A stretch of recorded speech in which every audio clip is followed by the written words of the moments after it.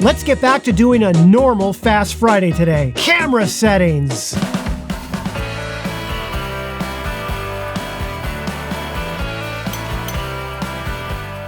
Hi everyone, welcome to Pal to Tech. Today we're talking about two settings on the Fujifilm camera that have often confused my viewers. The first one is most often used with one of these. It's called a flash or a speed light, right? Now, here's the situation.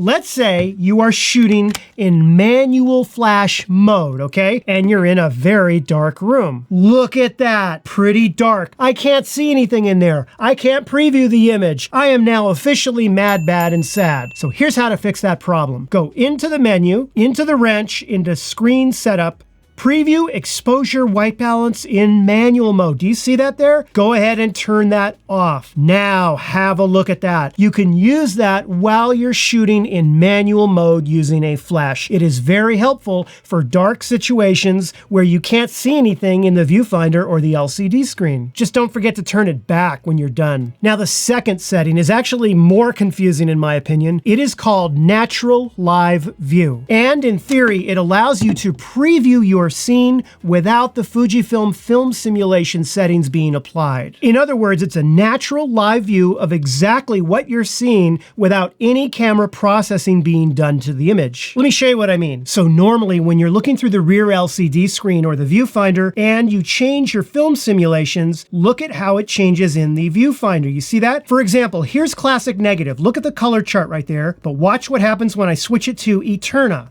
You see that? Or bleach bypass. It's kind of like what you see is what you get with regard to film simulations. Now, if you go into your settings, under screen setup, there's a choice called Natural Live View. Do you see that there? Go ahead and turn that on. Now watch what happens. Look at this. When I switch from Velvia to Standard to Bleach Bypass, look at that. No difference. You see that? It's the Natural Live View, right? However, and this is part of the confusion with the whole thing, you will still be able to see Acros, black and white, and the sepia tone film simulation. It doesn't hide all of them. Check this out. Okay, I'm moving through it. No difference, no difference, no difference, but watch this. Look, I got to Acros, it went to black and white. Look at that. Sepia, there it is right there. Even though I have Natural Live View turned on, I'm still seeing the JPEG, and that can be confusing for new users. Now, according to Fujifilm, the reason they did it this way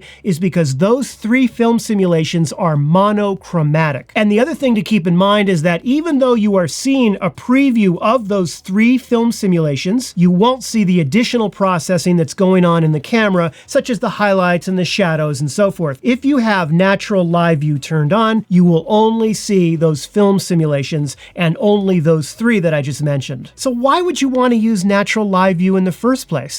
I mean, it seems to me, logically, that you would want to have your camera giving you a preview as close as possible to your film simulation, right? Well, for those of you that shoot in RAW format, you are always going to want to be manipulating your highlights and your shadows and everything else in post-production. Remember, RAW files are just image sensor data, and if you use the regular preview settings, okay, if you have it set to see the JPEG and the results of clarity and highlights and shadows and so forth, and you use a histogram, you could run into situations where you're getting an incorrect rendering of what is actually being saved to the RAW file. Remember, your camera is showing you a live view of what your JPEG would look like once it's been processed already in the camera. RAW files are just raw sensor data. But you know what? Let me show you something that'll make this really clear. For this example, I'm going to be sure that I have Natural Live View set to off. Next, just so it can be crystal clear what we're seeing, I'm going to set my live view highlight alert in my LCD screen. You see what that's doing? That is flashing and alerting me to areas where I am blowing my highlights. And just to make this demo really clear, I'm going to make some adjustments to my image quality settings. I'm going to turn up my highlights to 4 and my shadows down to -2. My shutter speed is 1/200th of a second at f2 with ISO 400. Okay, and you can see that the live view highlight alert is blinking where I'm blowing out my highlights. Also, look at the histogram. Have a look at this. You see that? I'm clearly blowing out highlights, and I'm in Velvia film simulation. So according to the camera, I ought to turn down my highlights because the way that this particular JPEG, Velvia, is being processed and set, I will blow them if I leave the camera settings this way. Now watch this. I go into my screen setup and I turn natural live view on.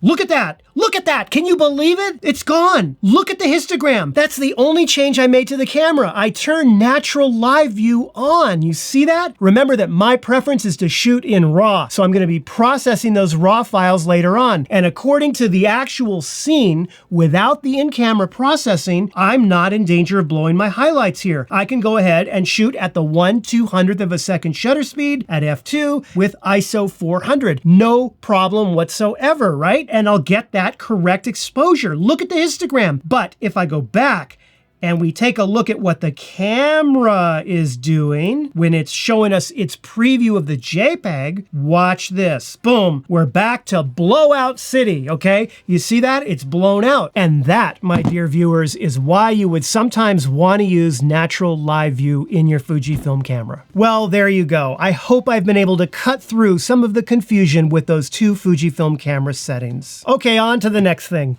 I have received a number of requests from viewers who are asking me if I could provide them with some way that they could contribute financially in a small way to the growth of this channel on an ongoing basis. While I've always had a PayPal link, there have been issues with that service for some of you. And so by request, I have been setting up an alternate way that viewers could help support this channel on a regular, recurring basis. This is being worked on right now, and I will have more information for you either next week or the week after. Well, thank you so much for watching, and I hope you enjoyed this video. If you did, be sure to give it the like and subscribe. I'm going to be signing off now, but I will see all of you in another video next week.